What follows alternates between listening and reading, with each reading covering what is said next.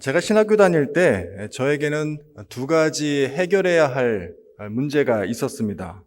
그것은 정체성의 문제와 그리고 내 삶의 목적성에 대한 문제였습니다.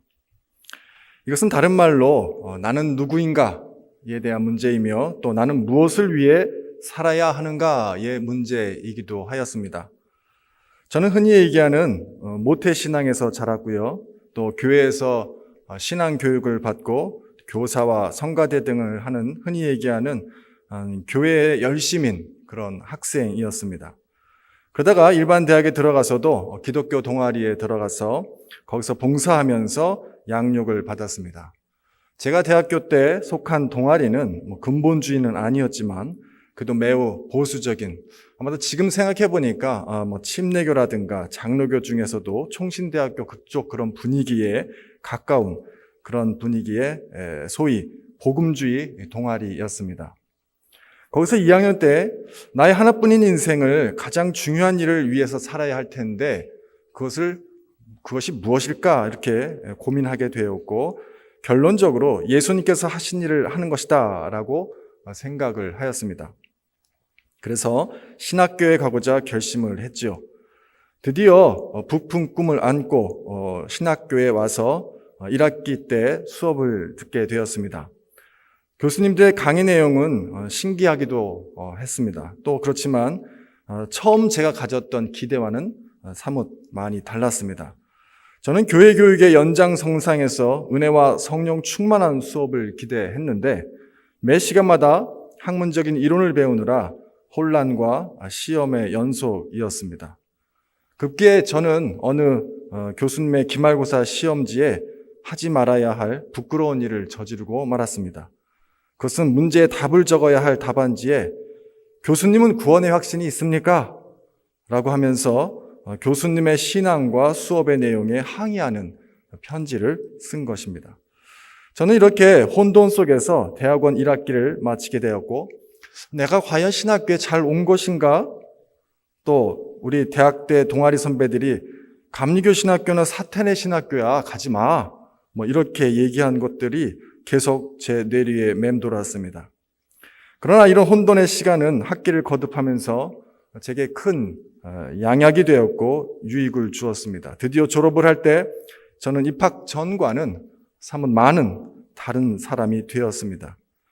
교수님께 또 여러 선생님들께 진심으로 감사했고 모든 교수님들께 해외여행이라도 가시라고 비행기 티켓을 사드리고 싶은 마음이었습니다. 왜냐하면 신화와 환영과 그리고 여러 감정이라든가 순진함으로 치우쳐 있는 제 신앙을 깨우쳐서 학문과 철학과 그리고 역사로 그리고 지혜로 지식으로 바로잡아서 균형 있는 신앙인으로 만들었기 때문입니다. 다시금 이 자리를 빌어서 감리교 신학교와 그리고 우리 교수님들께 진심으로 감사를 드립니다. 어쩌면 이 예배를 드리는 여러분들 중에도 25년 전에 저의 모습처럼 신학교에 와서 오히려 정체성을 잃고 방황하면서 그리고 삶의 목적을 잃어버린 분이 계실지도 모르겠습니다. 은혜와 성령 충만함을 기대했는데 이런 기대와 다른 신학 교육에 실망한 분이 계실지도 모르겠습니다. 그러나 여러분, 이 과정을 사랑하십시오. 선지동산에서 이루어지는 모든 교육 과정 위에 우리 하나님이 계시고 그리고 이 모든 과정이 지난 후에는 예수님을 위한 제자가 되어서 오늘날과 같은 혼돈의 시기에도 흔들리지 않는 세상의 기쁜 소식을 전할 여러분들의 모습을 상상하고 기대하시기 바랍니다. 오늘 본문에는 예수님의 제자 중 하나인 도마가 부활하신 예수님을 만나지 못하고 의심하면서 여태껏 자신이 가졌던 신앙에 회의하는 모습을 보게 됩니다. 그렇게 불평하며 의심하는 제자를 찾아오셔서 예수님은 그에게 믿음의 확신을 주시고 바른 길을 보여주십니다. 여러분, 의심이 없다면 확신도 없습니다. 건강한 의심은 질문을 낳고 그 질문은 해답을 찾도록 합니다. 그런 의미에서 의심은 건강한 신앙을 위한 광야의 시험과 같은 것입니다. 광야의 예수님처럼 의심의 시험이 지나고 나면 그에게는 목적이 분명해집니다. 그리고 어떠한 환경과 유혹에도 변하지 않는 확신을 붙잡고 계속해서 그의 길을 갈 수 있게 됩니다. 프랑스의 실존주의 작가인 알베르 까미는 시지푸스의 신화의 서두에서 이 시대의 젊은이들이 갖고 있는 가장 큰 문제를 자살이라고 보았습니다. 젊은이들이 자살하는 것이 철학적인 문제여서이든 아니면 사회적인 구조적인 문제여서이든지 간에 이들에게 공통적으로 결여된 것이 두 가지가 있는데 그것은 바로 내가 누구인가 그리고 삶의 목적입니다. 여러분들은 누구입니까? 독일의 신학자면서 히틀러에 저항하다가 감옥에서 처형당한 디트리히 보네퍼 목사님이 계십니다. 이분이 베를린 감옥에서 생애의 마지막 즈음에 쓴 시가 있는데 그 제목이 나는 누구인가입니다. 여러분도 아시겠지만 제가 그 일부를 읽어드리겠습니다. 나는 누구인가? 이 사람인가? 저 사람인가? 오늘은 이런 사람이고 내일은 다른 사람인가? 나는 동시에 두 사람인가?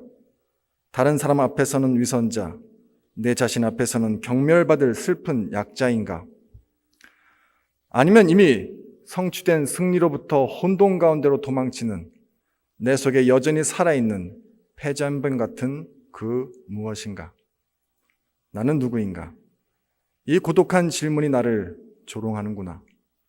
내가 누구이든지 오 하나님, 당신은 아나이다. 내가 당신의 것인 것을. 오늘 도마처럼 의심하는 모습, 또 회의하는 모습, 위선자의 모습, 두려움에 떠는 약골의 모습, 이러한 모습들이 나의 모습을 이루고 있지만 그래도 우리가 잊지 말아야 할 것은 나는 그럼에도 불구하고 주님의 것이라는 사실입니다. 그리스도인으로서의 나의 정체성, 그것은 바로 나는 주님의 것이라는 사실입니다. 이 시의 마지막 부분을 기억해 주시기 바랍니다. 오 하나님, 당신은 아십니다. 내가 당신의 것인 줄을. 여러분, 잊지 맙시다. 우리는 주님의 것입니다. 내가 주님의 것이라면, 예수님께서 나의 주인이시라면 더 이상 우리는 먹을 것, 입을 것을 위해 염려할 필요가 없습니다. 왜냐하면 선한 목자이신 주님께서 우리를 푸른 초장과 쉴만한 물가로 그리고 영원의 길로 인도해 주실 것이기 때문입니다. 우리가 생각해 보아야 할 두 번째 문제는 생의 의미, 생의 목적입니다. 나는 무엇에 끌려 살고 있는가? 자나깨나 나는 무엇을 생각하고 있는가? 나는 더 나아가 무엇을 위해 죽어야 하는가의 질문입니다. 여러분, 사람은 그냥 늙어서 죽는 존재가 아닙니다. 목적이 있는 죽음이어야 합니다. 늙어서 죽는 것이 아니라 무엇을 위하여 죽는 것이어야 합니다. 그래야 사람다운 것입니다. 누구를 위하여, 무엇을 위하여 죽는 바로 거기에 나의 나됨, 나의 정체성, 나의 삶의 목적이 있는 것입니다. 여러분의 삶의 목적은 무엇입니까? 생의 의미를 발견하셨습니까? 부모는 아이를 낳으면 낳는 그 순간부터, 아니 그 이전부터 그 아이에 대한 목적을 갖고 소원을 갖고 바라고 기대를 합니다. 부모님의 소원이 있다면 창조주신 하나님도 마찬가지입니다. 이 세상을 창조하시고 저와 여러분을 만드시기 이전부터 하나님은 우리를 위한 소원, 생각을 갖고 계셨습니다. 때로는 내가 나에게 실망할 때도 있습니다. 절망할 때도 있습니다. 내가 별거 아니구나. 나라는 초라한 존재, 이거 아무것도 아니구나. 이렇게 생각될 때가 많습니다. 그러나 나는 나를 버려도 하나님은 나를 버리지 않습니다. 그래서 성경은 말합니다. 나는 내 이름을 내 손바닥에 썼다. 영원히 버리지 아니할 것이다. 여러분, 혹 내가 내 스스로에게 절망해도 하나님께는 절망이 없다는 것을 알아야 합니다. 하나님은 우리의 마음에 소원을 두시고 그 소원대로 행하십니다. 우리는 우리를 향한 당신의 소원, 나의 기쁨을 알아야 합니다. 그리고 내 마음에 있는 소원이 나의 욕망의 산물인지 아니면 나의 만족을 위한 소원인지도 기도를 통해 점검해야 합니다. 내 소원과 하나님의 소원이 일치될 때에 그의 삶은 의미가 있는 것입니다. 진정한 생의 목적이 발견되는 것입니다. 우리는 앞에 무엇이 올지 모릅니다. 하나님은 우리의 삶을 인도하시고 이끄시지만 우리는 내일을 모릅니다. 우리에게는 내일을 미리 예측할 능력도 없습니다. 그렇기 때문에 두려워하는 것이 아니라 예수님의 말씀처럼 내일 일은 내일이 염려하게 하고 우리는 오늘을 충성되게 하나님께서 주시는 소원을 따라 순종하면서 그 안에서 기뻐하며 사는 것입니다. 그렇게 하루하루를 말씀 안에서 주님과 동행하다 보면 또 주님의 뜻을 따라가다 살다 보면 어느덧 나도 모르는 사이에 목적지에 다가가 있는 나 자신을 발견하게 될 것입니다. 초대교회 영지주의 문서 중 하나로 알려진 도마 행전에는 오늘 본문의 주인공인 도마가 인도에서 선교하는 장면이 나옵니다. 궁전 건축을 위해서 인도로 갔던 도마는 목수일 대신 가난한 사람을 돕고 복음을 전합니다. 그리고 인도 동남부 마드라스 근처 밀라포리에서 순교했다고 기록합니다. 이처럼 초기 인도 기독교의 형성은 의심 많은 제자 도마에 의해서 시작됐다는 게 일반적인 견해입니다. 비록 의심 많은 제자였던 도마는 그 의심을 이겨내고 부활하신 주님을 만나는 계기로 삼아서 자신의 나머지 인생을 예수와 복음을 위해 선교하며 헌신한 것입니다. 의심과 경배는 결코 반대나 불균형적인 것이 아닙니다.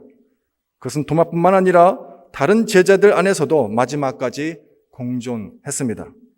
의심이 있다고 해서 이것이 예배를 방해하지 못하고 의심이 있다고 해서 우리의 선교를 방해하지 못합니다. 의심이 아무리 강하여도 우리의 예배를 방해하지 못할 것입니다. 그러하기에 명백하게 적은 믿음을 가진 의심하는 자들조차도 아버지와 아들과 성령의 이름으로 세례를 주고 예수의 복음을 선포할 수가 있습니다. 그러니 의심하는 것을 두려워하지 마십시오. 오히려 이 과정을 참된 예수 그리스도의 제자가 되기 위한 풀무질의 단계로 기억하시기 바랍니다. 오늘 우리는 혼돈의 시대, 의심과 두려움의 시대를 살아가고 있습니다. 특별히 청년의 때는 곤고한 때이며 어느 때보다도 의심과 미래에 대한 두려움이 가득한 때입니다. 그러나 이러한 때가 오히려 부활의 주님을 만나고 하나님을 생각하는 때가 되어서 자신이 누구인지 생의 목적이 무엇인지를 깊이 생각하는 때가 되기를 주님의 이름으로 축원합니다. 마지막으로 보네포의 시 일부를 읽으면서 저의 설교를 마치겠습니다. 나는 누구인가? 그들은 역시 나에게 말한다.